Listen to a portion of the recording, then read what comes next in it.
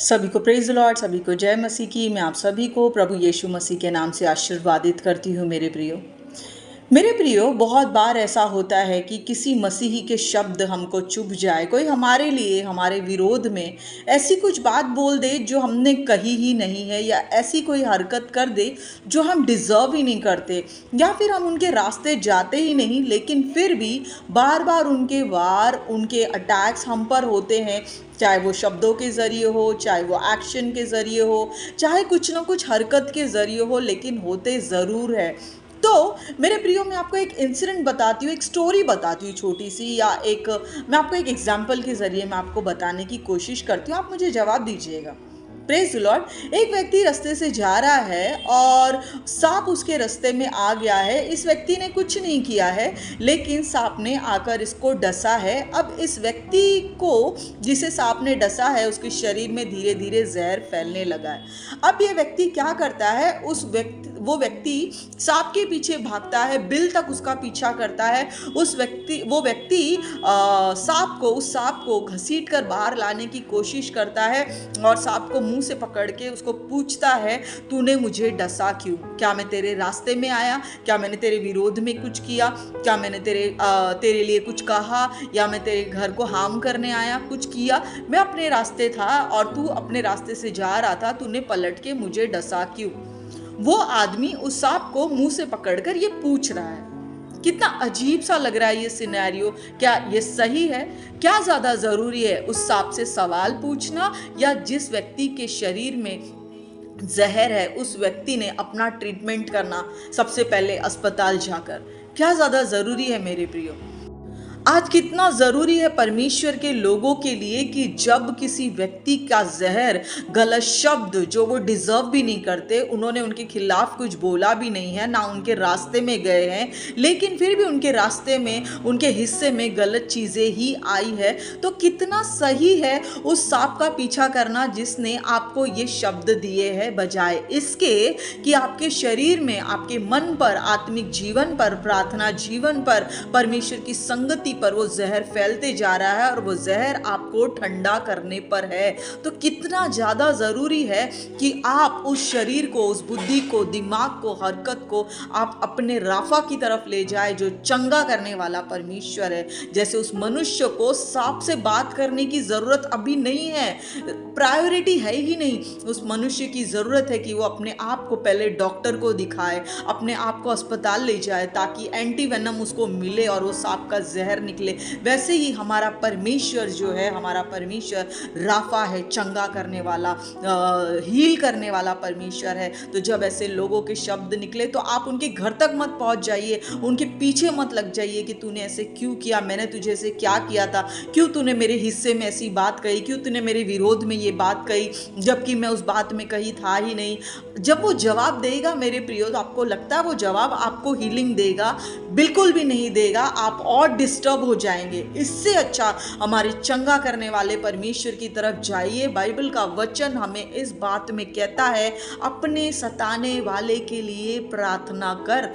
प्रार्थना कीजिए, प्रभु मैं उसके रास्ते नहीं गया, प्रभु मैंने उसके विरोध में नहीं कहा, लोग कुछ भी कहे, आप मेरे हृदय को जानने वाले परमेश्वर है मेरे खुदावन। मैं उस व्यक्ति को माफ़ करता हूँ पिता, उसे माफ़ी दीजिए और मुझे चंगाई दीजिए राजा।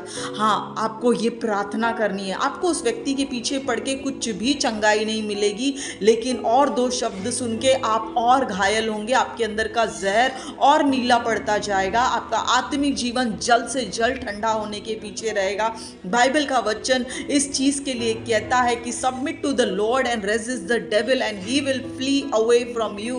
परमेश्वर के अधीन हो जाओ और शैतान का सामना करो और वो हमारे सामने से भाग निकलेगा। हाँ मेरे प्रियो, आज हमको परमेश्वर के अधीन होना है, परमेश्वर के सबमिशन में जाना है। उस व्यक्ति के पीछे नहीं जाना, उस सांप के पीछे नहीं जाना है कि जिसने मुझे जहर दिया है, जिसने मेरे विरोध में कहा है, क्योंकि उससे कुछ फायदा नहीं होगा मुझे उसका सामना करने से, है ना। मुझे पहले परमेश्वर के अधीन होना है और खड़े रहना है अधीनता में, तब परमेश्वर जो है उस अधीनता के द्वारे शत्रुओं की बातों का जवाब देंगे। Praise the Lord. तो आइए अपना समय व्यर्थ ना घलाए, अपने आप को क्लैरिफाई करने के लिए, अपने आप को सही साबित करने के लिए, मैं कितना सही हूँ, मैं कितना निर्दोष हूँ, मेरे पास देखिए हर बात का विटनेस है, मेरे पास हर बात का प्रूफ है। कोई ज़रूरत नहीं है अपने आप को सही साबित करने की, क्योंकि उन्हें वही अच्छा लगता है, वो वही करेंगे। वो अपने काम में फेथफुल है, वो जहर फैलाने में माहिर है। सांप को आप ये नहीं बोल सकते कि भाई तूने क्यों जहर दिया, वो उसकी फितरत है, वो अपने काम में फेथफुल है। Praise the Lord. वो जैसे अपने काम में फेथफुल है, हम भी अपने खुदावन जिसने हमें जीवन दिया है उसके साथ फेथफुल रहे और ज़रूरत के लिए उसकी तरफ गुहार लगाए। वो हमारी सुनता है, हमारी रक्षा करता है और उसको हमारी परवाह है। Praise the Lord. I hope आपको इस छोटे से स्टोरी के ज़रिए बहुत गहरी बात समझी हो। इस शब्द के द्वारा, इस स्टोरी के द्वारा मैं आपको आशीर्वादित करती हूँ। जागरूक रहिए, अलर्ट रहिए। बाइबल का वचन कहता है सावधान रहो, शैतान की युक्तियों से अनजान मत रहो। Praise the Lord. उसके ट्रैप से अनजान मत रहो। उसके वही ट्रैप है एक दूसरे के प्रति भड़काना, उसके वही ट्रैप है एक दूसरे की इमेज खराब करना, एक दूसरे के प्रति एक दूसरे के मन में संदेह लाना। उसने अदन की वाटिका में भी यही किया था। क्या परमेश्वर ने सच में ऐसा कहा है?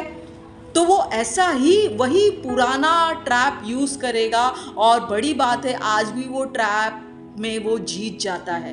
तो आइए समझदार बनिए, क्योंकि वचन कहता है समय के हिसाब से हमें गुरु हो जाना चाहिए था, उसके चालबाजी से शातिर हो जाना चाहिए था, हमें पकड़ में आ जाना लेने आना चाहिए था, हम समझना चाहिए था, समझदार होना चाहिए था मेरे प्रियो। तो आइए वही चालों में ना फंसे, वही खड्डे में फिर से ना गिरे, वही घावों से फिर से अपने आप को घायल ना करे, लेकिन परमेश्वर के अधीन हो जाए और सबसे पहले खुद को चंगाई देने के लिए चंगा करने वाले परमेश्वर के पास पहुंचे।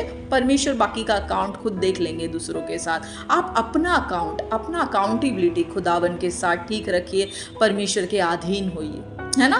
तो आई होप आपको समझा हो। वचनों के अधीन रहिए, वचन पढ़िए, विजडम मांगिए परमेश्वर से, डिसर्नमेंट मांगिए, क्योंकि ये एंड डेज में हमें आत्मा के परख के वरदान की ज़रूरत है। क्योंकि बहुत से ऐसे होंगे, बाइबल का वचन कहता है, जो हमें भरमाएंगे, भटकाएंगे। तो आइए हम टेस्ट और ट्रायल में ना पड़े, परमेश्वर से मांगे खुदावन मेरे पैरों को मजबूत कर, ताकि मैं किसी ट्रायल में, किसी फंदे में, परीक्षा में ना पढ़ूं, लेकिन खुदावन आपकी दया मुझे चलाए। Praise God. आज के लिए इतना ही। प्रभु आप सभी को आशीर्वादित करे।